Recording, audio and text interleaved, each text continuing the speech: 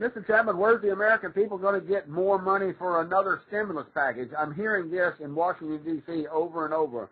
Rubini has just came out and stated today, Obama said it last weekend, and now, just today, Blair, Blair, Sheila Blair, the FDIC chairman, she's telling us that if Americans don't have something up their sleeve, and with a dramatic happenstance, the United States could lose over 500 banks within the next 18 months, putting the current crisis close to the level achieved in the 1980s, but under what actually happened in 1932. What say you? Well, first of all, she's right. She's asked for $500 billion, and $700 billion would only cover 1% of the deposits of the 19 major banks in the country, which make up 75% of those deposits. So there's no way the FDIC can cover anything. It just isn't going to happen.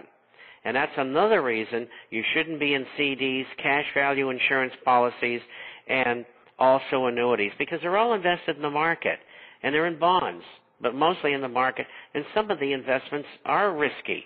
And if the market's going to go back down again and interest rates ultimately are going to climb again, that means the value of those portfolios that are in insurance and annuities are going to go down. You don't want to be in the stock market except for gold and silver shares and nothing else. And as far as the FDIC's insurance is concerned, if we had something really serious, no one would get paid. And that's why you keep $5,000 in small bills at home along in your safe, along with your sovereigns and your gold and silver eagles and things like that, along with your weapons and your ammo. And, you can get a 5-foot by 3.5-foot safe for $1,500 and put everything in there, and that's what you should be doing. But, Mr. Chapman, if I have a safe in my house, they're going to come kill me and take my money and my guns. Well, keep a gun outside and shoot them as they come through the door. I have a Marine here that says in North Carolina, he says anybody that's crazy enough to keep money and valuables in a bank, they not only will not have any money or valuables in the bank, their brain is toast. Well, I see what you're saying. It's hard to make the average person understand that, because America in the last 3 generations has really had no problems to speak of. Mm-hmm. They never had really a bad day in their life, unless, of course, they were in the military and they were over in some battle zone. But, the average person, he doesn't know from nothing. And the only thing that's going to convince him that there's a problem is no job, no house, no car, and the kids are screaming for food, and he's got a shopping trolley from the market, and in there is or maybe even 2 of them, and in there is all of their worldly goods, and they're living under a bridge. And then they're going to get it. Then they're going to understand when it's too late.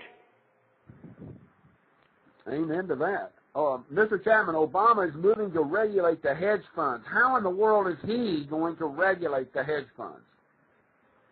Well, if they sell to Americans and they're offshore, they can regulate them, and they should regulate them. And the reason why is they're using enormous leverage at times. They're also doing things I don't think they should be doing. And, I can remember back in the early 1970s, out of Geneva, Switzerland, was Investors Overseas Services, and they had a fund of funds. They would buy mutual funds, different ones, and put them under the cover of one fund. Well, the SEC went ballistic and ran them out of business, and now today they're doing 10 times, 100 times that. The right people are doing it. Investors Overseas weren't the right people. And how do I know about all that? I used to work for them.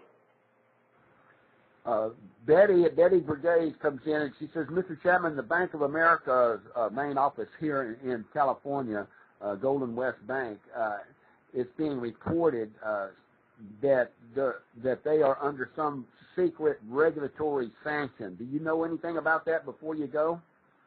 Yes, I do, and it's because they're bankrupt. And out of the 19 banks, 10 of them, 9 of them 10 of them are bankrupt, 9 of them are not. But the 9 that are not are right on the edge. And so you've got 7 major insurance companies that had to get money from TARP. They're in serious trouble. You saw what happened to Chrysler and GM. And so there are a lot of firms that are on the edge, or they really are bankrupt, insolvent.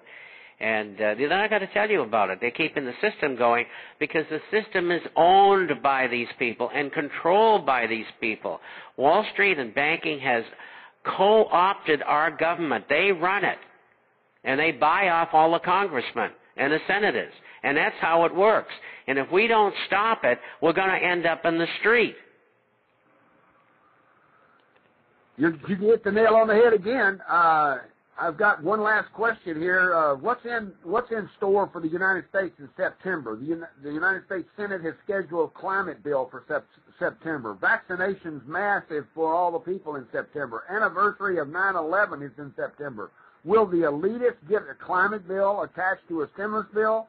And is that going to be the next catastrophic event that you said, like earlier, as another black operation as in 9/11/2001?